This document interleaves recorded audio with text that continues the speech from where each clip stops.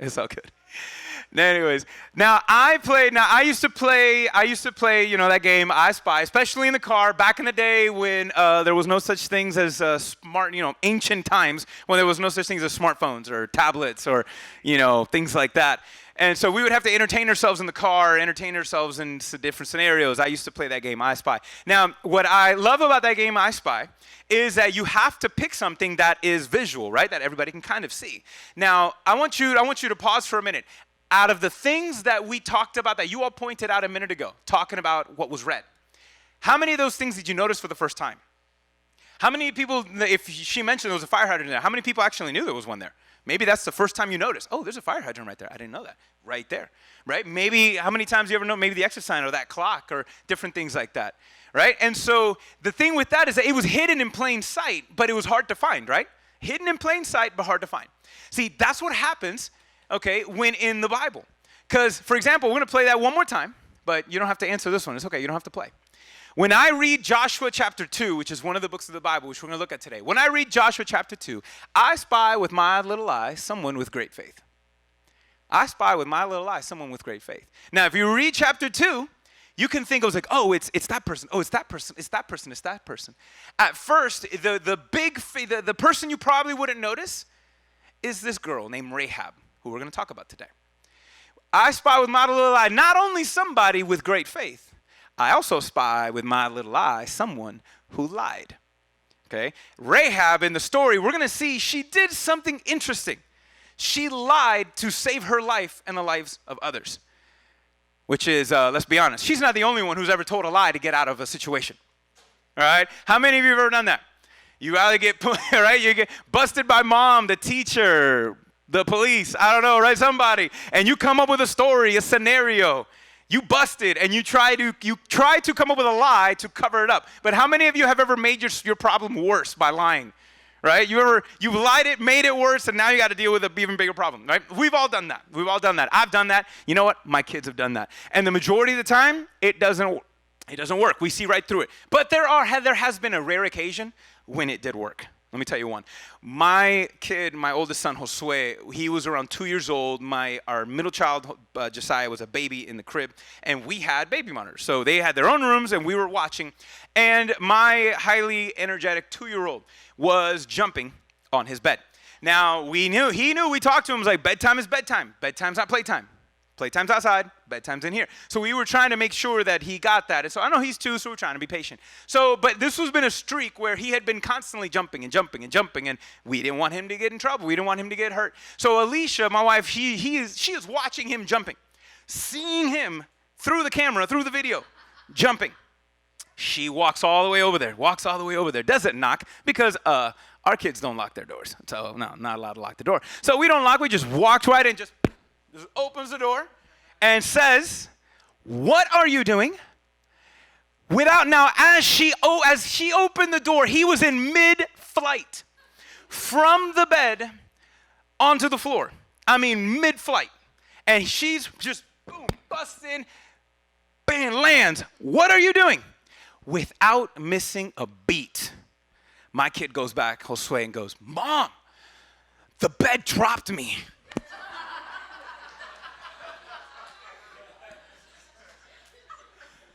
She was like, oh my gosh. It's like, how could you be mad at that? That was so good. So you're like, just go to sleep. Oh my God. That was classic. So good. That time he lied and got out. He got out of that one. He doesn't work after that. But I don't recommend you do that. But we're going to see when we look at Rahab, she lied, she did save her life. And then it makes us think and wonder, which I want you to think about this. Okay?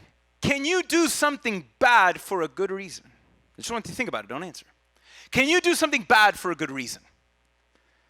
Good reason. Can you do something bad for a good reason?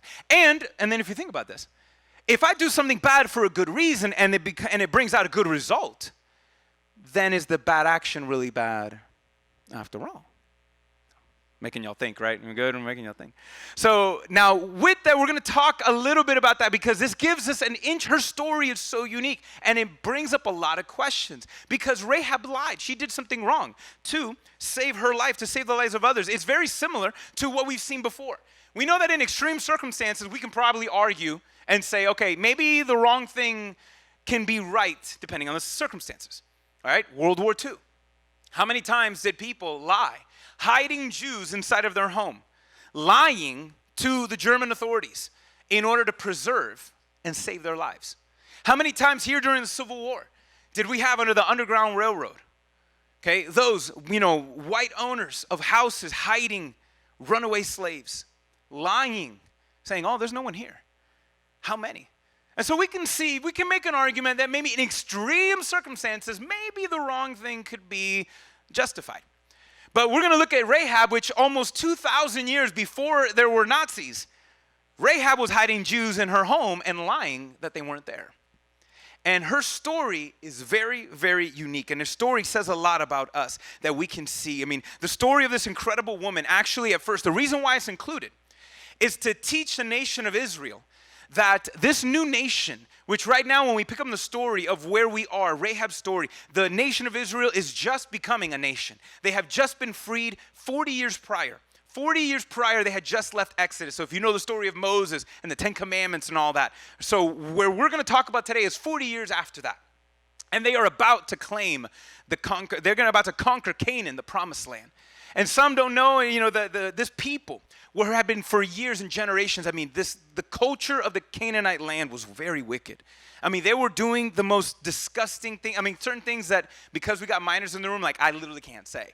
But it was crazy, the detail. I can't go into details, but their worship experiences were, overtly sexual. Their worship experiences when they worshiped demons included feces and stuff. That was what they did with worship. I'm like, if that's how I would quit that church. Okay, if anybody look, I got an idea. Get out. Okay, no, we're not gonna do that. And they would also, part of their worship, they would sacrifice children alive, throwing them into the fire. This culture had been so corrupted that they had lost. And so God was going to lead this nation to help to purify the land, to help end injustice and to do that. And then Israel was going to be a part of that. And so the part of this story is amazing because it's right at the beginning of them conquering the land. And Rahab's story was meant to teach the nation of Israel that this new nation was supposed to be dictated and defined by ethical lines and not racial or ethnic lines. The people of Israel was supposed to be a new people, a different kind of people. And it's important to know that because as the church, that's our legacy. We're supposed to be a different people who our church, our community should only be defined by spiritual ethics and not ethnic or racial lines. And so we're going to look at her story. Before we jump in, again, it's been 40 years. It's around 1400 BC, 1375. Okay, so it's a good bit ago. And this is right at the beginning of that. And we are entering now the first place that the Jewish people are going to go, if you know the story, is Jericho. Okay, Jericho was the first city that they were going to go in beginning the conquest of the land of Canaan. And Jericho was known for one thing. If you know it, say it. What were they known for?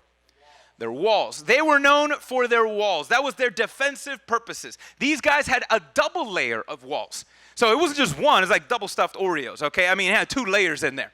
And the first layer, the first wall that surrounded the city was 12 feet deep. 12 feet of wall. And then there was another wall, another inner wall that was there also. That was just double the layer, double defense there. No one had a structure, a defense structure like they did. And they were sitting comfortable. Here comes the nation of Israel. Here they come about. They're knocking on the door. And so as they go there, being the first, and by the way, just so you know, because in the story, Jericho is destroyed. And there are, even today, archaeological evidence that proved without a shadow of a doubt, we know where that city is. We even see evidence of that ancient wall and how it was destroyed and burnt down in a very unique way. So it's crazy how you can Google that if you want to, finding out archaeological evidence of Jericho. It's so cool things. But we're going going to jump into the story, and here's what happens. Right before we hear of Rahab, we hear of two spies.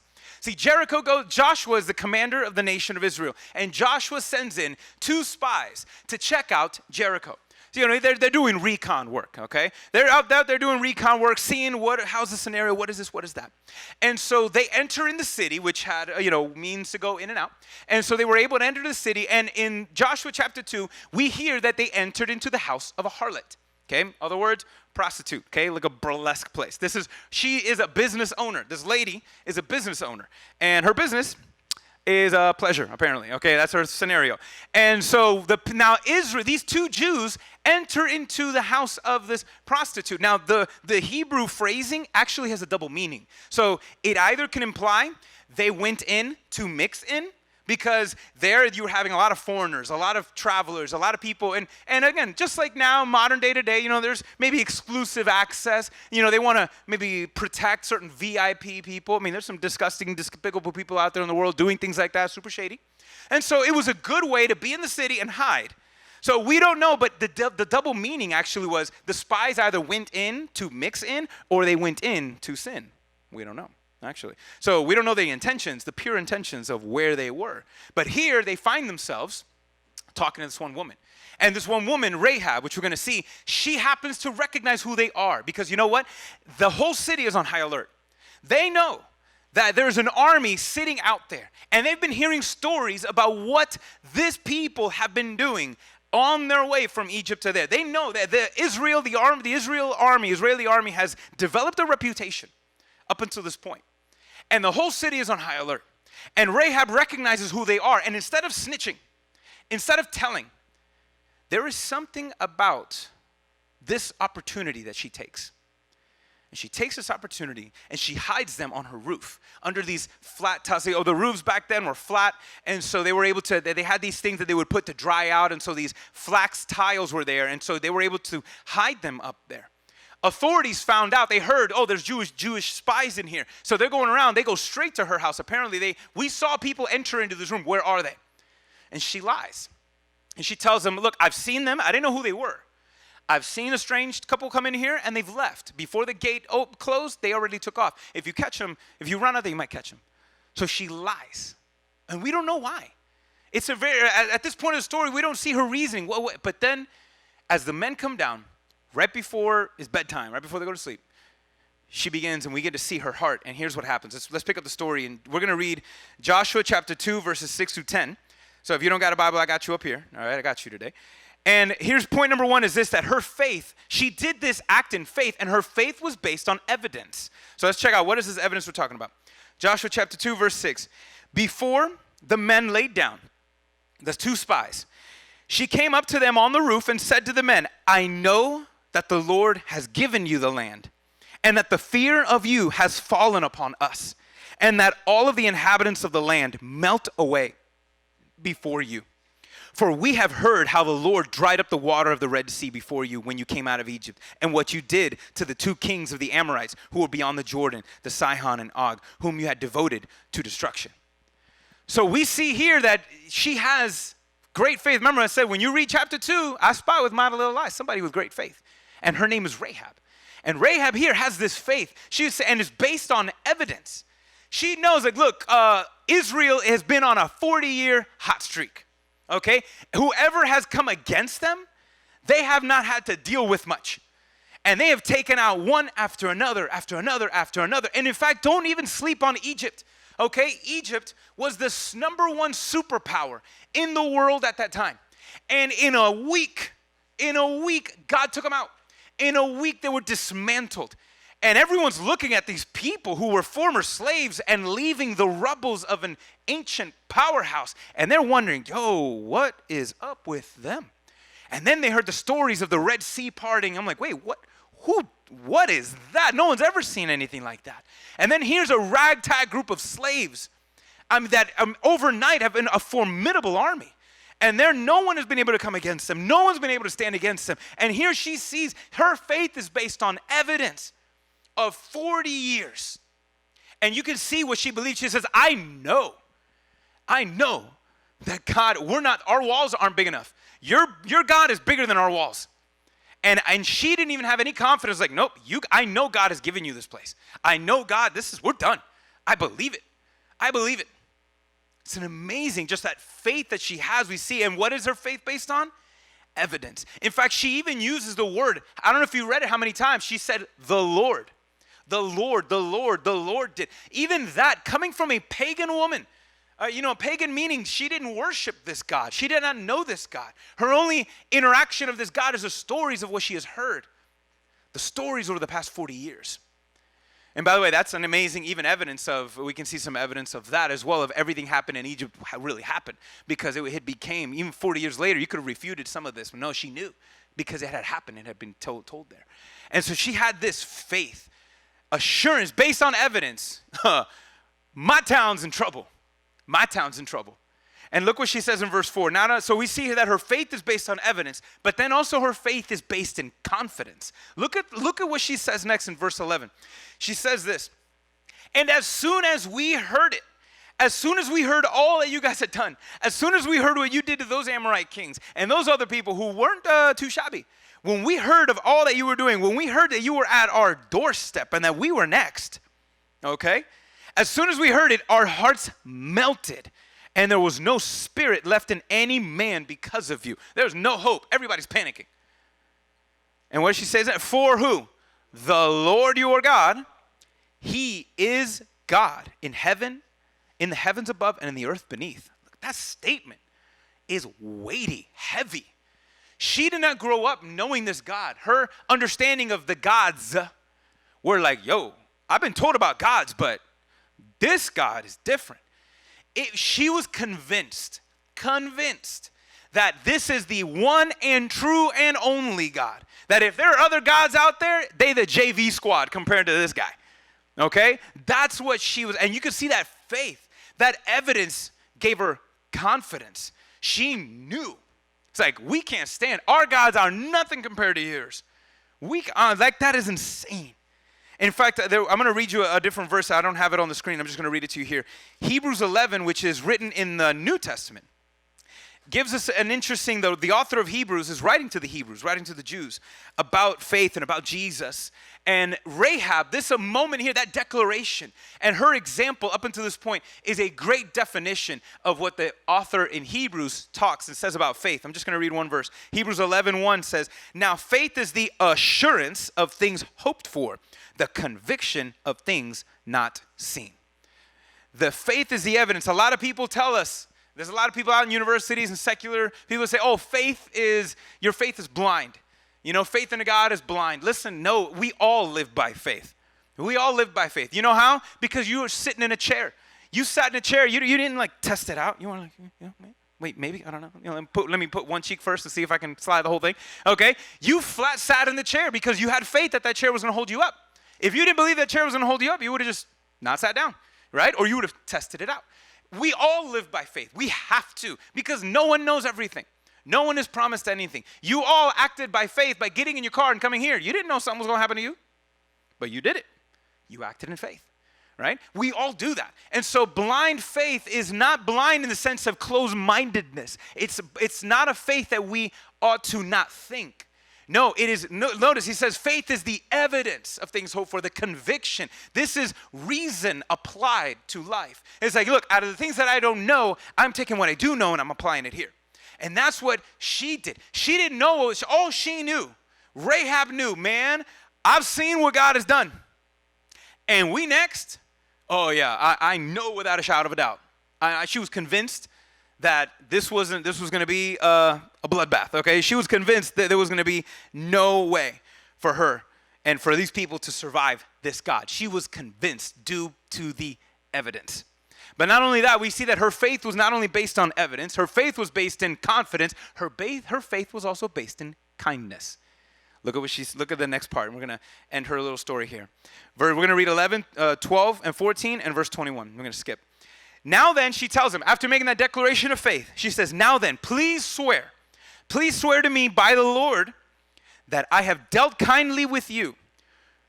You also deal kindly with my father's house and give me assurance. How did she treat them kindly? She saved their lives.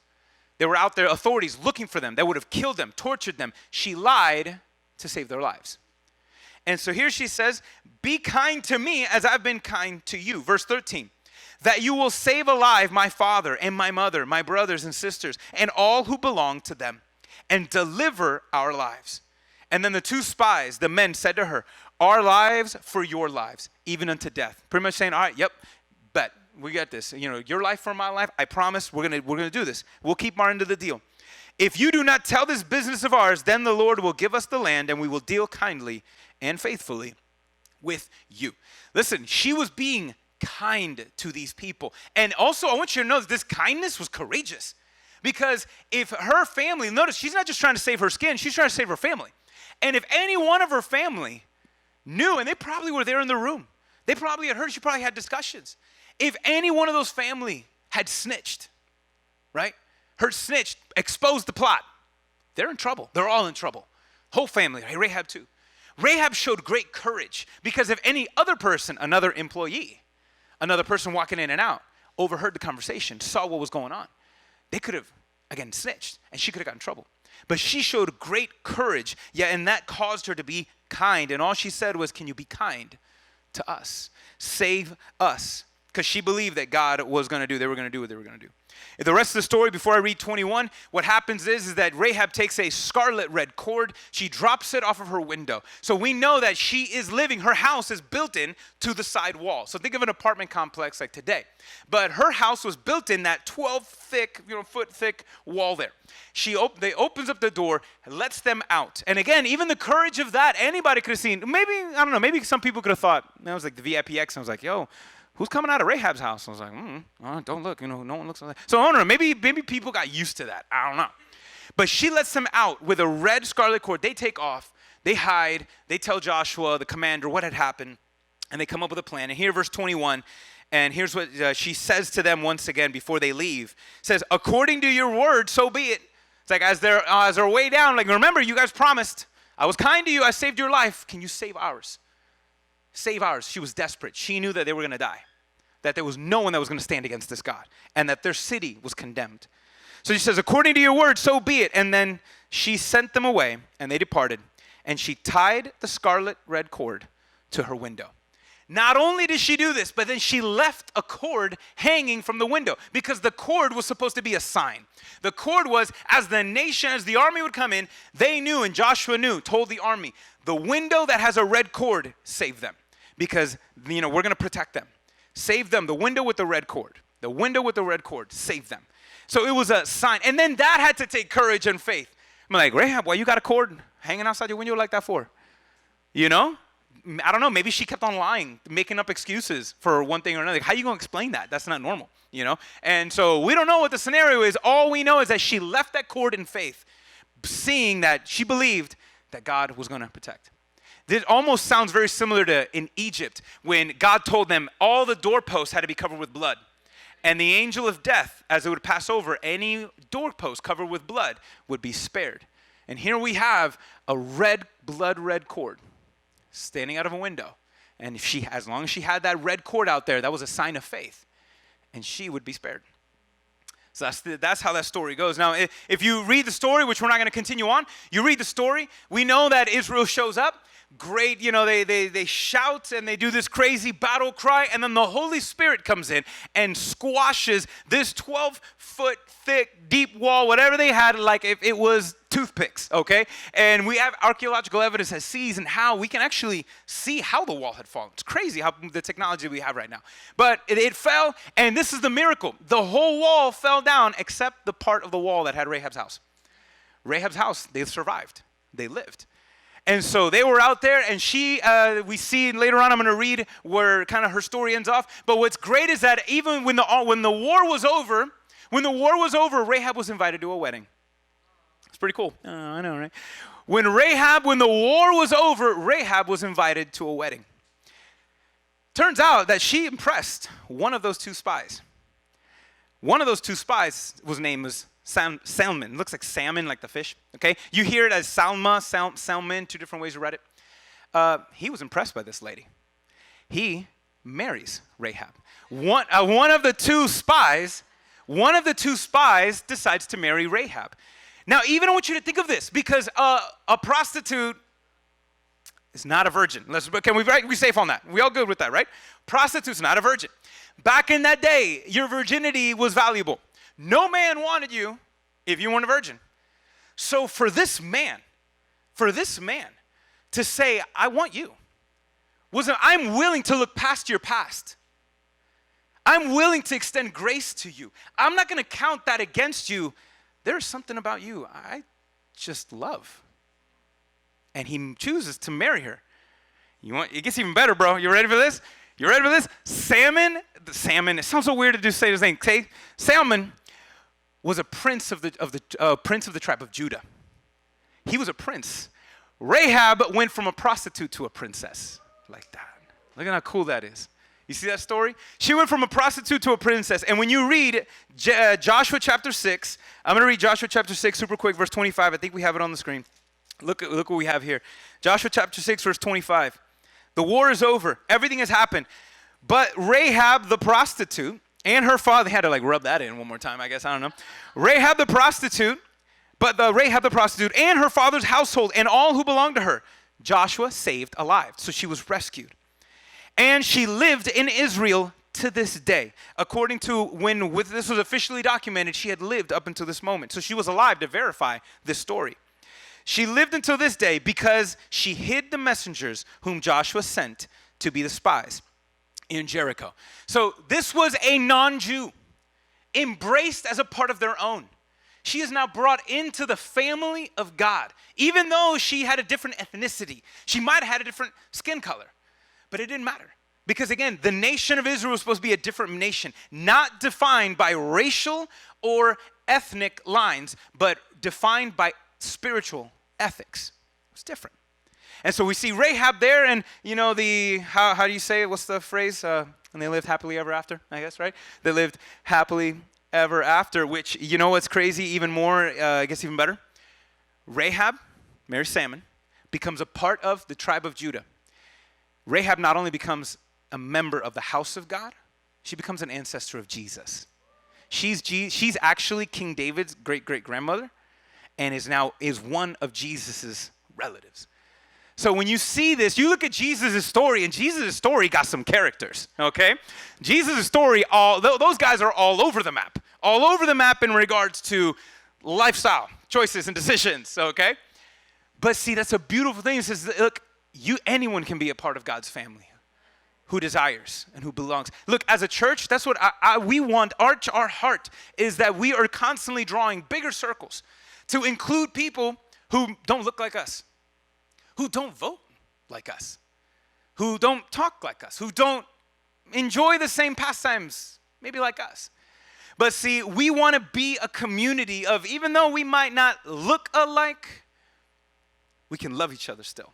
And we can show what God and the difference that God can do. That's what the nation of Israel is supposed to do. That's what the church is called to do.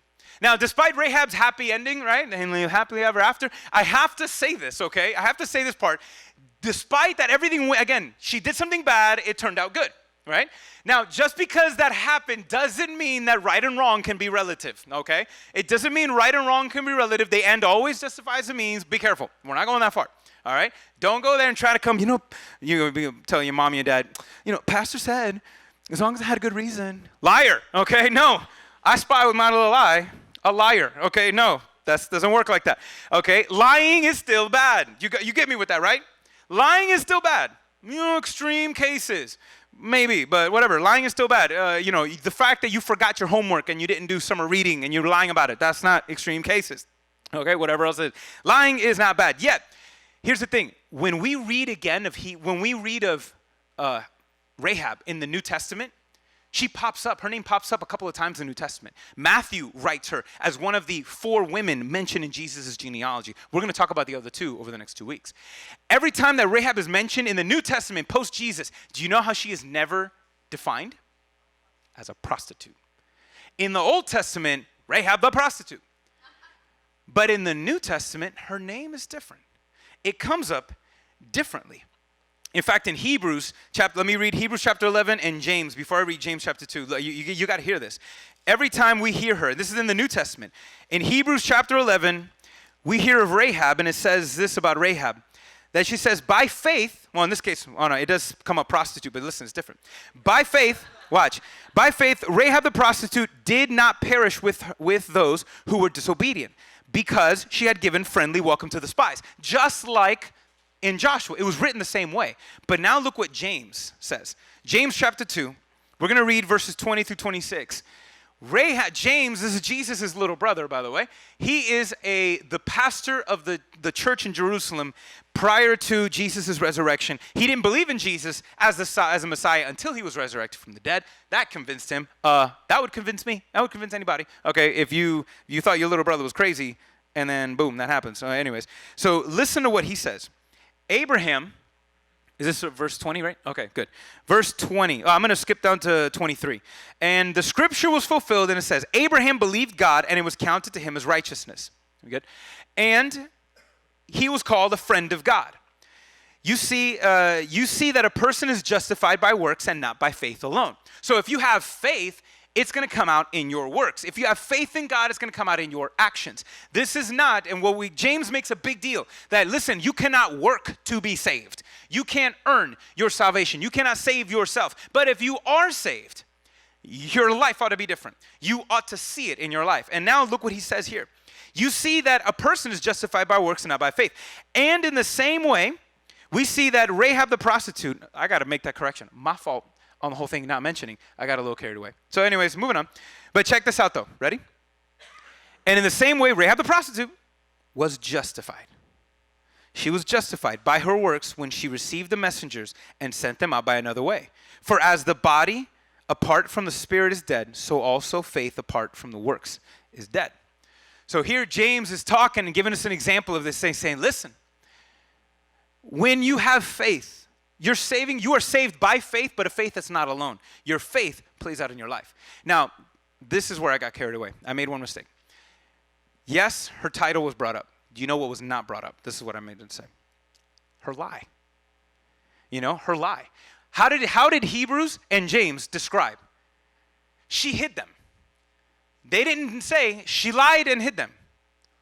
So the lie was omitted. Why? Because in faith, at this point, God had forgiven her. God had that lie that she made, that mistake that she made, it's not brought up ever again.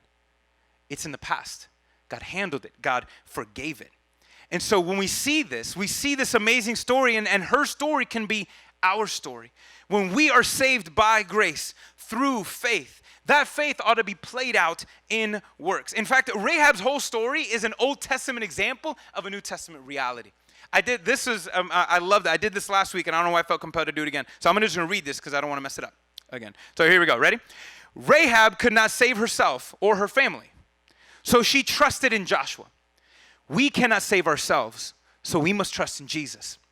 By the way, I don't know if you know, but in the Hebrew word, Joshua is the same way that you say Jesus. It's written the same ways, Yeshua. So Joshua is also, you can also say it, he's a type of Jesus. So she could not save herself. She trusted in Joshua. We can't save ourselves. We have to trust in Jesus. Rahab hung a crimson red cord in faith so that she would be saved.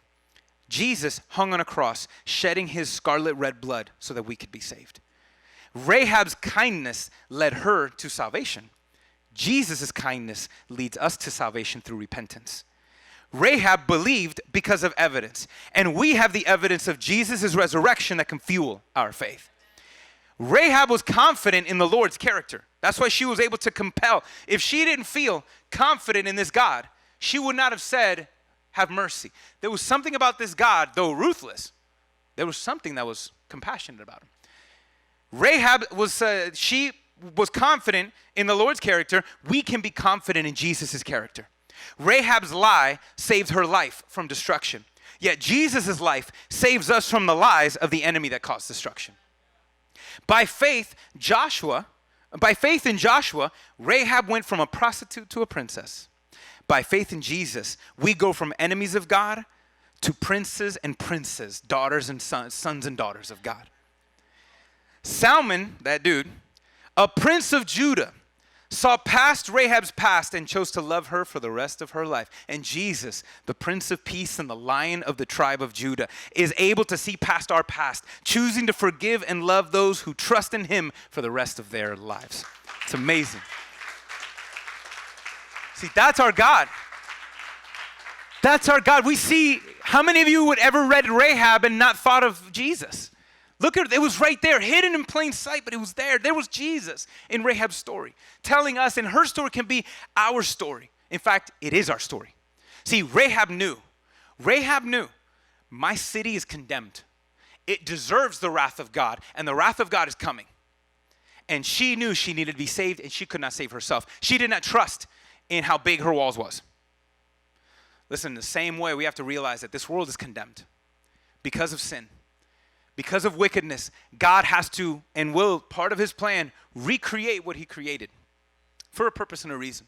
In fact, I'm even thinking about praying about doing a sermon on that, a series on that maybe next year about just processing that, why it had to be this way. But there is. And for God, he had a reason. He's recreating the world. And this world is going to be condemned. In the same way that the army was there, listen, the armies of the Lord are on their way. The wrath of God is coming to purify and make all things right. Understand that in our culture, anyone not under the protection of our Lord Jesus, they're condemned. That's why we say phrases like sin and hell and all those things. They're condemned. But she was saved because of because of a scarlet cord. Listen, we can be saved too if we claim that same cord. That cord is extended to us as well. In fact, let me show you one of these. I brought one. Anybody ever heard of a paracord? You guys ever heard of one of these? All right. Paracord, talking about gifts given, okay? You can thank the Department of Defense, the U.S. military, for paracords, all right? This was developed for something that they were using in applications about maybe a little over 100 years ago. And you can even thank the 101st Airborne. All right, there you go. 104th Airborne, they're one of the big ones who use it. A lot of people use it, and this is throughout, a lot of people use it today, and we use it today. If you look at paracords, there's actually tons of blogs of how a paracord can save your life. So anybody, campers or anybody out there, just whatever, these are very applicable. It's not just any kind of rope. It's a specially made, strong rope that you can use for a lot of different applications. There's crazy. There's the ways that you can use this.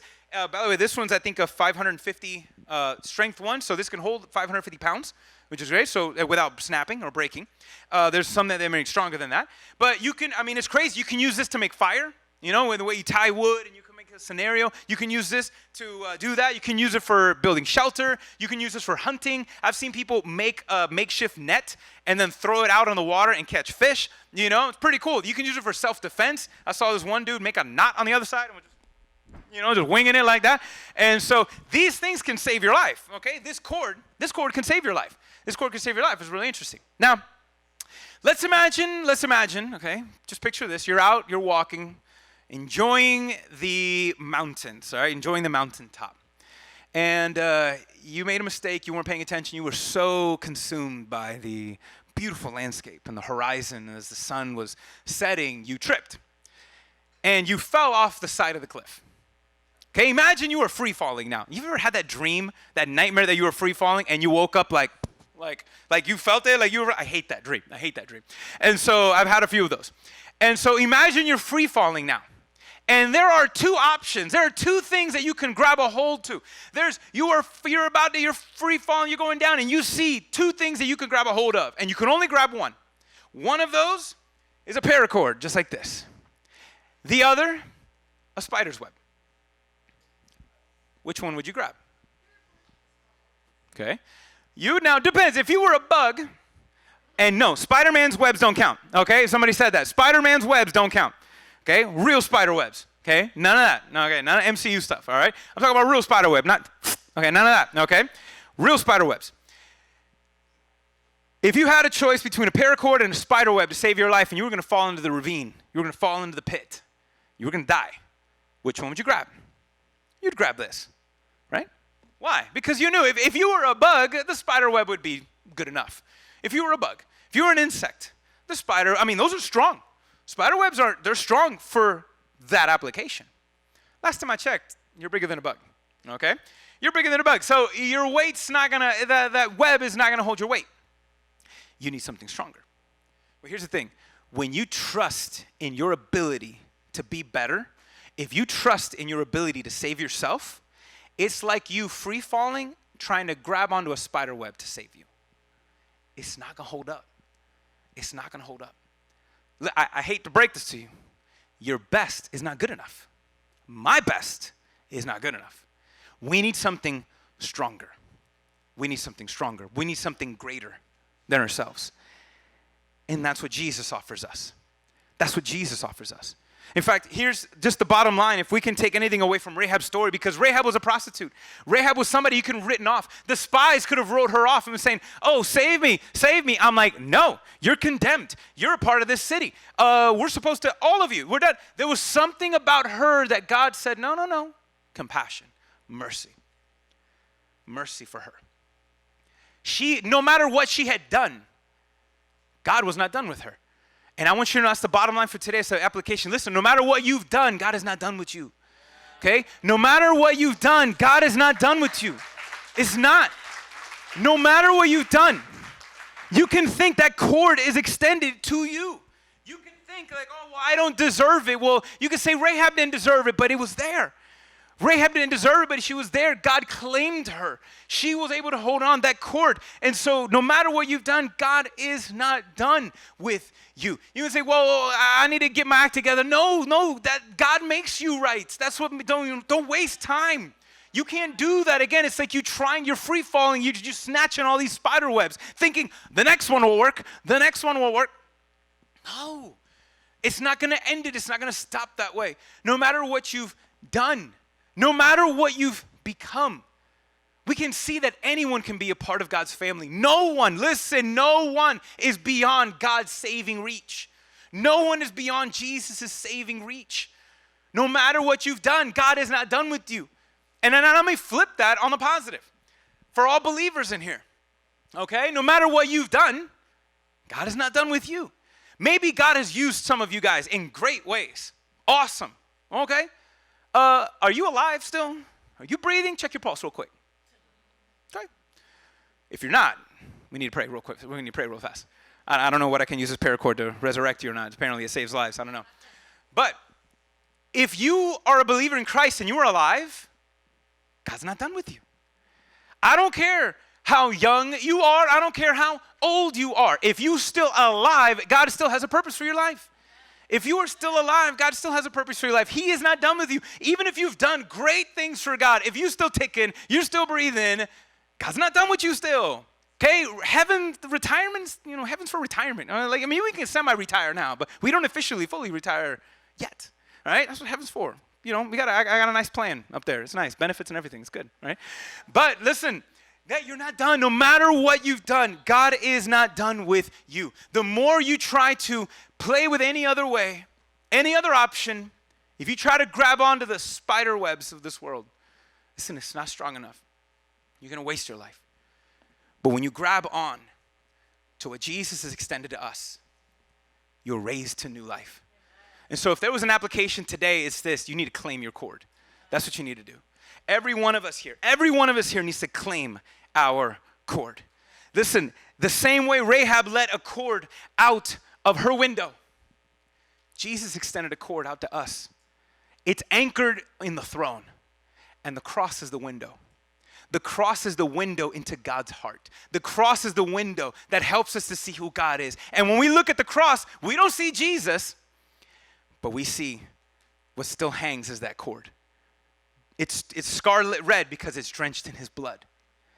It's a blood that can purify you, cleanse you, wash you of all things. And when you claim that cord, a lot happens. Listen, when you claim the cord that Jesus extends to you, when you claim the cord, you know what you're doing? You're claiming, you are believing and receiving God's promises for your life. When you claim the cord in faith, you are claiming God's purpose, God's promise. And when you claim his promises, he gives you a brand new purpose. Every single time, no matter who you are, no matter what you've done, good or bad, Christian or not, every time you claim that cord, you are claiming the promises of God. And some of us, we need to do that. If some of us, you may be a believer, and you may be free falling. Maybe you feel like your faith is free falling because of doubt. It's okay. Grab onto this cord. Grab onto the cord that is still there. The same Jesus is reaching out to you. If you feel like your faith is falling through doubt, claim your cord. Claim Christ. If you feel like your house, your scenario in your house is in free fall, your marriage, your kids, your circumstances, your finances, whatever it is, hold on to the promises of God. Those are strong enough.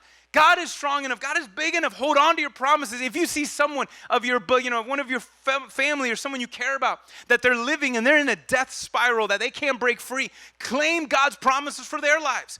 Claim your cord. God has extended it. He's purchased it. He's placed it out there for your reach. All you have to do is claim it. Hold on to his promises for you. No matter what you've done, that doesn't disqualify it. But what you do have to do is claim your cord. Claim your cord. Do you know who that cord is? That cord is the Lord. It's Jesus. It's Jesus. It's not just, okay, well, where is it? Where is that cord? Where is that cord? It's Jesus. His hand is extended out to all of us always. All of us always. When you claim your cord, your Lord claims you.